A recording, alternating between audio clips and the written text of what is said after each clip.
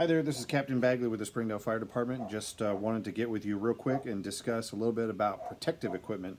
So I've got a mask here and some gloves. Want to talk about some pros and cons as well as proper ways to put on and take off so that we're not contaminating ourselves or contaminating others, which defeats the whole purpose of the protective equipment. First of all, I just wanted to address the skin. Our skin is actually made to be very effective at isolating germs, keeping stuff outside the body that we don't want in. And unless there's cuts or open sores and things like that, or extremely dry skin with large opening crevasses, that's probably not the right way to put it, but in the skin itself, our skin actually does a really good job keeping germs out.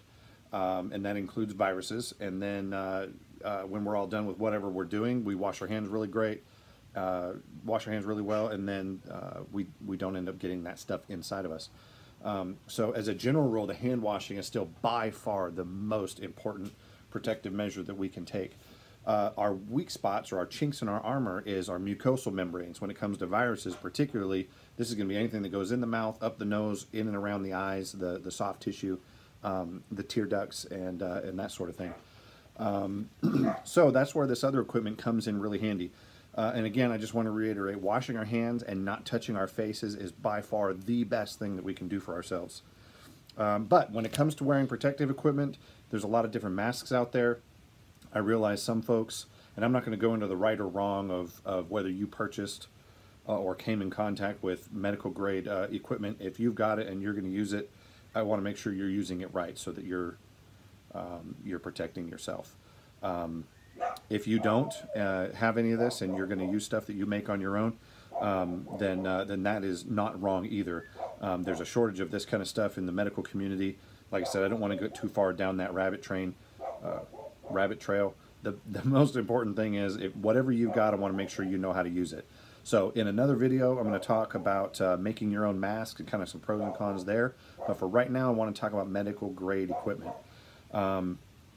Whatever mask you have, it typically is going to try to cover from the bridge of the nose down under the chin if you wear it correctly, and it's also going to try to limit the amount of your breath that gets out.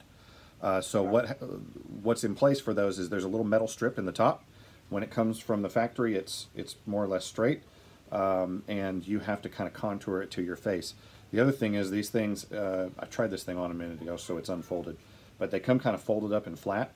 And so what you're going to want to make sure that you do is as you put it on, I hope you can hear me when I do this, as you put it on, you're going to pinch the metal piece down around your face, and that's going to block any gaps coming up around the sides of your nose. The other thing you want to make sure is get it down under your chin. So pull it down underneath your chin, or chins in my case, whatever. And that way you're keeping as much stuff out of your mask as possible, and as much of your breath, any particulate, really not even particulate, but germs, viruses in your the moisture of your breath, that's the word I'm looking for, from getting out. The other thing is, once you've been wearing it, assume that it's got viruses and germs on the outside of it, and only touch the straps. Okay? If this was cloth, again, we'll talk about that another time, how to put it somewhere where you can wash it. If it's disposable, it needs to be disposed of without touching the outside of the mask, the inside of the mask, or touching yourself or anyone else with it. So just touch the strings, don't touch any of the rest of the part of it. So dispose of it, and then wash your hands. Assume that something got on your hands. Now this is our last line of defense in terms of outside the body, and we're going to wash our hands 20 seconds, soap and water, do all that. As far as gloves are concerned, they come clean. When they're out of the box, you can't call them sterile, but they are clean. But again, if you touch them with dirty hands, now you're getting germs on the outsides of them. So have your hands washed and clean before you put them on. When you put them on, that part's not really difficult. They're the same as any other glove, basically. But you got to understand, when you're wearing these, anything you touch, whether it's your wallet, put your hands in your pocket, touch your keys, whatever, you're spreading germs. So those things have to be cleaned later with a disinfectant wipe or something like that. But as far as the gloves are concerned, you need to understand this is keeping your germs off of other people. But if you're working a drive-through window or something like that, and you're wearing gloves and you handle somebody's credit card, for example, if you don't change gloves before the next person drives up, you're just sharing your first customer's germs with your second customer. So ideally, you need to change gloves between every single customer. Otherwise, all you're really doing is preventing your germs from getting on them. You can say you're not letting their germs get on you, but the fact of the matter is, it doesn't matter if it's on your skin or on your gloves. The only way it's getting into your body is when you do that, or whatever. So you're not keeping their germs off of you if you accidentally touch your face.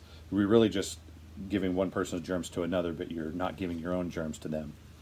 All right, anyway, that was convoluted. So taking these off, if I go to take them off and I stick my gloved finger up under my other glove, I've now got contaminants in there. So what I want to do, I'm going to see if I can do this where you can see, is I want to pinch. I want to pinch the wrist on the outside of the glove. I want to pull the whole thing inside out. All right. I'm going to wad it up in my first gloved hand. Now the second hand, and again I'll see if I can do this where you can see, I'm going to go up under the glove, okay, with one or two fingers, and then I'm going to put that whole thing inside out. So now I'm just touching what used to be the inside of the glove. Okay, now it can be disposed of. I'm washing my hands, doing all that kind of stuff like I would. I'm assuming that I've got something on my hands until I've washed them, and now I'm done. Hopefully that helps a little bit. Just wearing certain things is not enough. The way you use them matters. We'll talk to you soon.